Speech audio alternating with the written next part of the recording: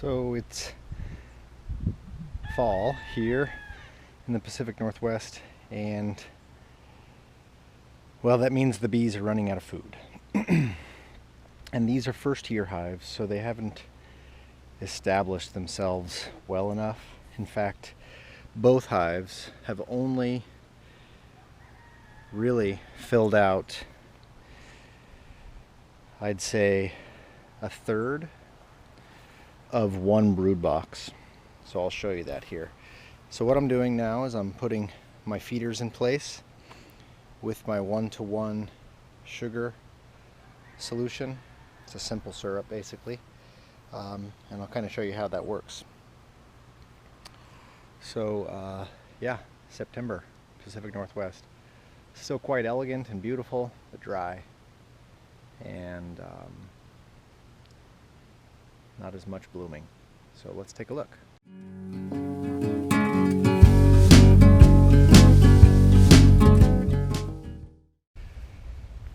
Okay, so you can see by the looks of it, they're very active.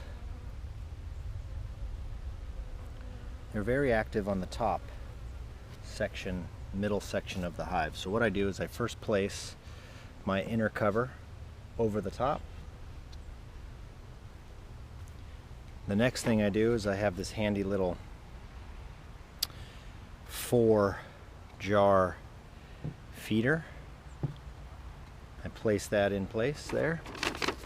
And then I have these 1-quart Cur jars with some little holes on top. I simply turn it upside down to create the vacuum seal,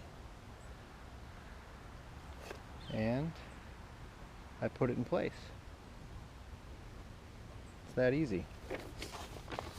I come back and I check on these jars once a week, and I will literally feed them as much as they will possibly consume. I'll give them as much as they want.